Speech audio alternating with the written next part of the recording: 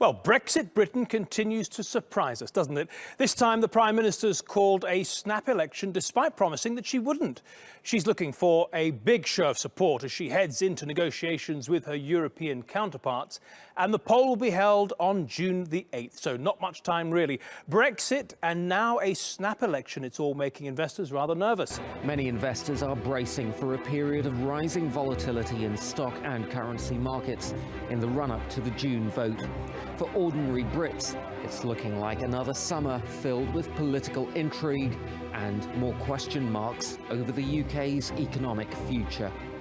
Azhar Sukri, TRT World. Well, for more on this, I'm joined now from London by Chris Roebuck. He's a visiting professor of transformational leadership at the Cass Business School. Chris Roebuck, thank you so much for joining us on Money Talks. You look at transformational leadership. What do you think about Theresa May's leadership? She said she wouldn't call a snap general election, and here she is. Is this political expediency? What exactly is she trying to capitalise on?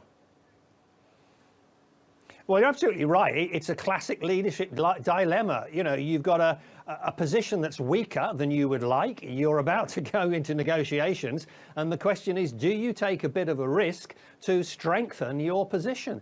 And that's exactly what she's trying to do. She's made the calculation that perhaps her position, both in terms of within the UK and also in negotiations, was maybe weaker when earlier last year she thought that she had a stronger position. So she's now said, fine, I need to do something to consolidate. So to be blunt, you know, this could be an opportunity. Equally, it could be a big risk. Now, the critical factor is, what do the British people want to vote on? Now we'll come to that in a minute. But Chris, let me first of all ask you, what is it about the current conditions that makes her suddenly think it's to her advantage to call an election? At its most simple, I think she's had a little bit more resistance in terms of getting Brexit moving in Parliament and in other places than she wanted. In addition, what she's also seen is that the opposition is not doing at all well in the polls. So these two things have come together and have pretty much conjoined into what could be seen as an opportunity. And then let me ask you about the type of Brexit we're going to get, or Britain is going to get, according to the vote outcome. What is the most dramatic thing we could see whereby, you know, the type of Brexit that's negotiated changes form? Soft Brexit, hard Brexit, access to the single European market, labour movement, so on. I think the problem is that what people are going to vote on the 5th of June is what they think Brexit might be. So if we take the vote as it was last year, where the Remainers lost, what's happened since then is, as we've approached a more hard Brexit, some people who voted leave have now changed their minds.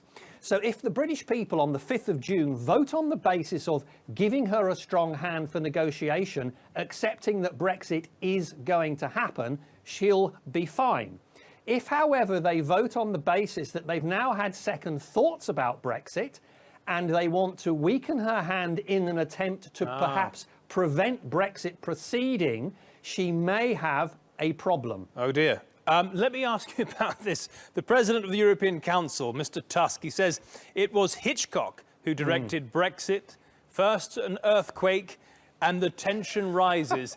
Is he exaggerating things from the European continent that, you know, inside Britain, people are getting used to this eventuality?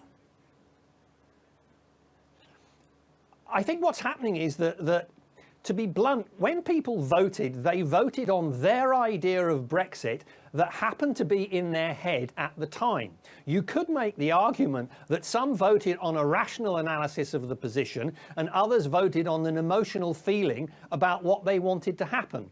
Since that vote, what's now happened is the reality is sinking in. And some people are beginning to say, well, I didn't quite anticipate it was going to be that hard. And so I think what's happened is people have moved positions, and the polls show that. The question is, when people vote on the 5th of June, do they accept that Brexit is inevitable, or do they think there is some opportunity to slow it down if they're worried about it? And I think that that's the risk. And it's that critical thing. Are you voting emotionally or are you voting rationally? Chris Roebuck in London, thank you so much for your analysis.